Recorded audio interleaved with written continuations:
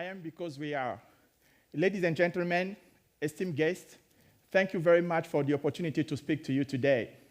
My name is Christian OTCHIA Samen MMN, and I'm very pleased to discuss with you a topic crucial for our future goal, which is interdependence.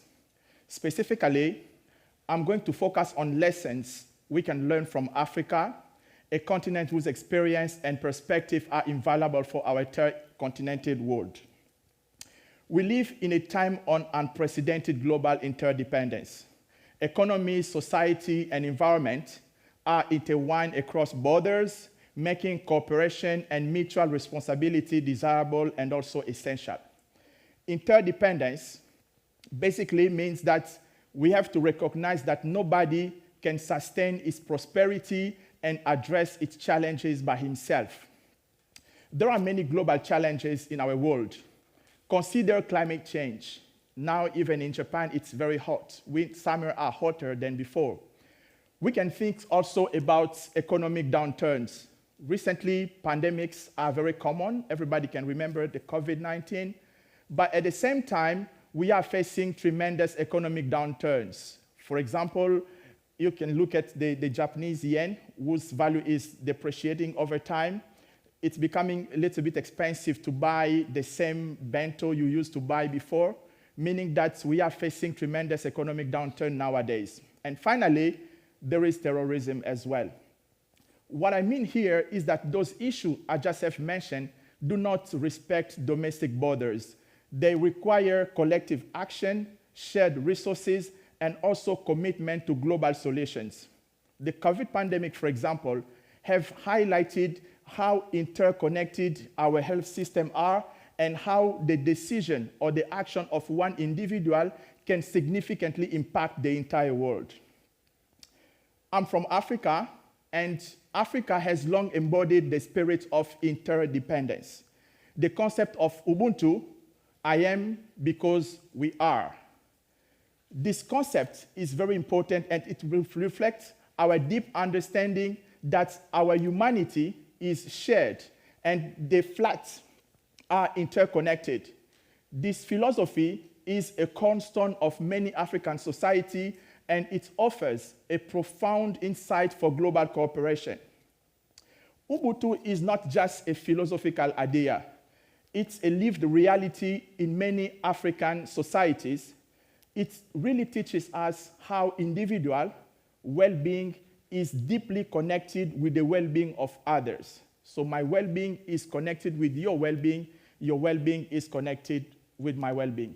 Your happiness is my happiness, and my happiness is yours. This is the concept of Ubuntu. Now, in practical terms, it can manifest itself into communal support where resources and also responsibility are shared together. So, for example, during hardship or during economic downturn like drought, people usually come together and then share resources, share their time with another one so that nobody is left behind. At the heart of Ubuntu is the principle of giving. Interdependence in Africa is not about receiving. It's fundamentally how you can give to the community. The spirit of generosity and selflessness are evident in how Africa society operates and drive. For instance, during community gathering or social events, it's common for many people in Africa to share even the little they have, not because they are rich, but because they want people around them to be as happy as they are, which is very important for us. So this collective mindset is tied to the well-being of others. Remember, I am because we are. This is our Ubuntu. I am because we are. I'm from the Democratic Republic of Congo, a country in the center of Africa. Congo is rich of natural resources, probably the richest country on earth in terms of natural resources. But people from Congo, most of the population is the poorest in the world. This big contrast reminds us how inequality and challenges we face but it also underscores the profound need for the spirit of Ubuntu to address this issue. Ubuntu, the African philosophy, I am because we are, it really deeply resonates in my own life and my personal mission as well as my efforts. My Ubuntu is being a person in the service of others. So I think of myself to be in the service of others. This principle has guided my endeavors in education and currently in my research. And it drives my belief is that I think everybody is interconnected, and therefore my well-being is the well-being of my community. In the Democratic Republic of Congo and Ethiopia, I have dedicated myself to leveraging education for empowerment and social change.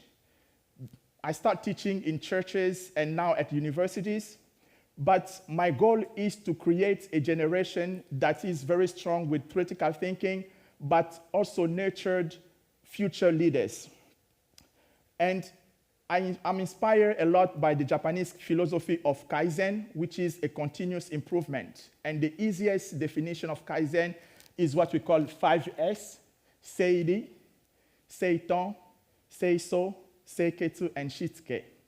These principles are very strong in linking one of the way from Africa to Japan. And we can see we use it in schools, like to teach young people how to learn the Japanese culture and implement it in our daily life. And I really believe in the potential of combining this approach of Kaizen with the spirit of Ubuntu in order to enhance Africa education. This is an example. You can see this is the after picture. It's colored, well classified, and this is an example how African firms or companies, even schools, are applying the principle of Kaizen combined with the spirit of Ubuntu. What is very important is to remember that while Kaizen centers on individual self-improvement and also personal responsibility, Ubuntu usually emphasizes communal well-being and also interdependence. By measuring those two philosophies, we can create an educational system that encourages constant growth and also development while promoting collective success and then shared responsibility for the welfare of the entire world and the entire community. Another illustration of my research is a project I'm involved in the DRC, the Democratic Republic of Congo, and this project has been financed by UNIDO, by the Japanese government, under the leadership of Panzi Foundation, which is directed by Professor Mukwege. Now, the project aims to tackle the interconnected issues of conflict, COVID-19, gender-based violence in the DRC by economically empowering women. Our primary focus is to create income-generating opportunity through bioethanol production of disinfectant. So we use sugar cane, we process them so that we create disinfectant, and women, basically from who survived gender-based violence or internally displaced women and refugees can take advantage of this production in order to increase their income and also welfare. Now, our ultimate goal aims to provide them with the necessary skills and also resources to establish sustainable livelihood themselves and also for their families. We have made several activities. First, we offer a comprehensive training of bioethanol production, entrepreneurship, and financial management to empower women with the knowledge and skill required to manage and start their own business. We also provide access to essential resources. For example, building a bioethanol production unit so that they can receive a lot of equipment, also initial capital, in order to enable the women to engage effectively in bioproduction and also improve income-generating activities. We also facilitate connections for women with local and regional markets so that they can sell bioethanol products and also ensure sustainability and growth for their business.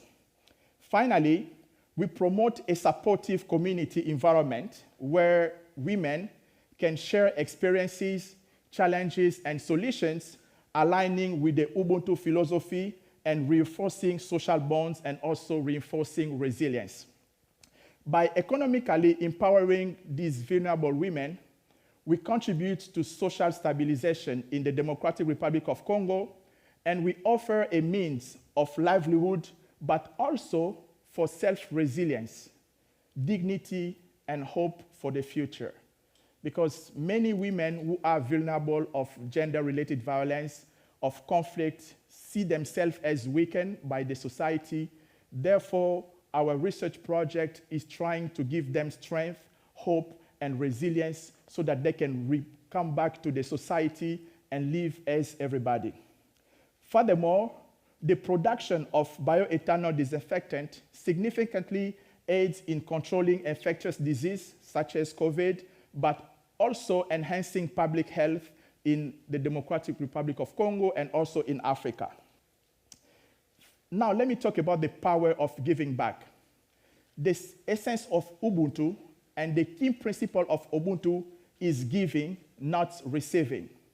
In the light of this powerful potential of economic empowerment and also interdependence, I encourage each and every one of you to take actions essentially to support vulnerable people, either locally or also globally.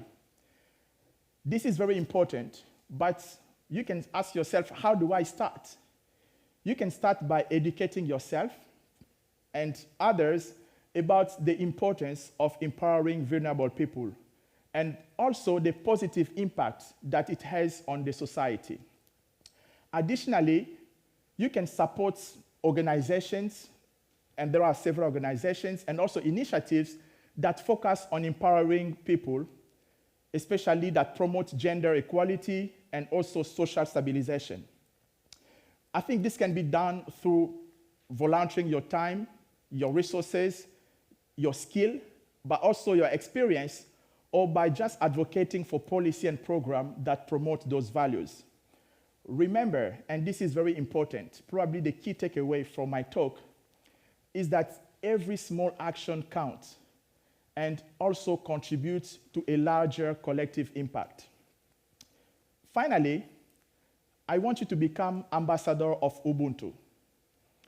You can share the principle of Ubuntu in your family, among your friends and colleagues. You can inspire them to embrace the value of interdependence, empathy, and also collective flourishing. Be the change you wish to see in the world. Ladies and gentlemen, the lesson of interdependence from Africa is clear, and Ubuntu is one of the principles that keeps Africa surviving despite of all the challenges that everyone knows. Of course, the challenge of Africa is our old challenges. You remember the war in Russia and Ukraine is affecting even prices in Japan, which means that our challenges are shared. Those are global challenges. And the solution should also be global, but we have to start somewhere. What I want you to remember today is I am because we are. Your action have the power to uplift not only yourself, but also people around you. Thank you very much.